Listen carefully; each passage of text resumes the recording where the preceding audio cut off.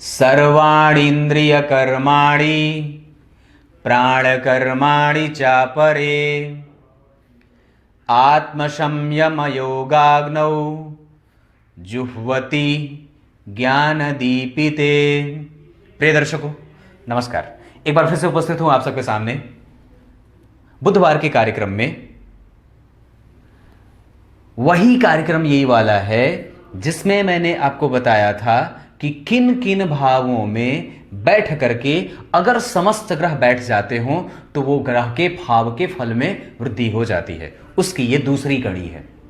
मतलब आपको ये वो कार्यक्रम मैं जिसमें ये बताने वाला हूं कि अगर आपकी कुंडली में इन भावों में अगर ग्रह बैठे हों तो किस तरीके का लाभ होता है। बन के रहिएगा। यहीं से शुरू ही कर देता हूं कि अगर जन्म कुंडली के तुला राशि में, मीन राशि में, मेष राशि में और मीन राशि में, वृषभ राशि में, क्षमा करें, तुला राशि, मीन राशि, मेष राशि और वृषभ राशि, अगर इन राशियों में सारी के सारे ग्रह बैठे हों, इन्हीं चारों राशियों में, तो समस्त प्रकार के व्यक्ति को उसके हिसाब से वो कंस्ट्रक्शन आदि के क्षेत्र में बहुत सारा धन खर्च और धन कमाने की स्थिति में चला जाता है। और दूसरी बात है कि यहां पे अगर आपकी कुंडली के समस्त ग्रह यही चारों भावों में बैठे हो राहु केतु को छोड़ करके, तो आपकी कुंडली एक प्रकार से ऐसी स्थिति में पहुंच जाती है जहां आप जमीन का कारोबार कर सकते हो, कंस्ट्रक्शन से संबंधित क्षेत्रों में आप महारत हासिल कर सकते हो, आपके नाम पे आपके पूर्वजों की कई प्रकार की जमीनें होती हैं और आपको भूमिपति कहा जाता है। व्यक्ति जमींदारी की प्रथाओं को ढोने वाला और जमींदार और राजा के सदृश भूमि का पति होता है, भूपति होता है, भूमि का मालिक होता है।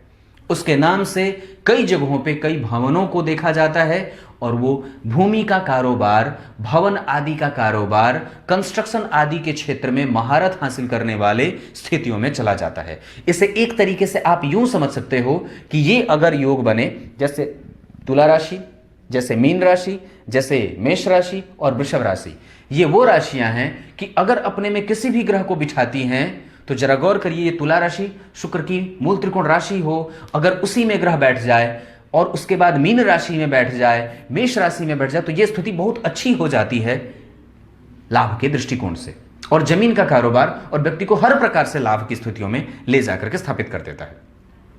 अब यहीं पे कार्यक्रम के आरंभ में बोले गए श्लोक का अर्थ बता देता हूं। आइए अब बुधवार के इस कार्यक्रम में आपको कार्यक्रम के आरंभ में बोले गए श्लोक का अर्थ बता देता हूं। मैंने आरंभ में शायद मंगलवार बोल दिया था, इसीलिए। आत्मसंयम एक ऐसी स्थिति होती है जहां पे आप अपने इंद्रियों को वश में कर सकते हो। संयमित हो जाओ, नियमित हो जाओ। धर्म आपको नियमित करने का पाठ पढ़ाता है। धर्म का मतलब क्या है? धर्म करोगे, धार्मिक होकर के, धर्म से युक्त होकर के काम करोगे तो क्या होगे? सबसे पहले नियमित हो जाओगे और वहीं से आपके इंद्रियों का संयमन शुरू होता है। संयमन मतलब क्या होता है?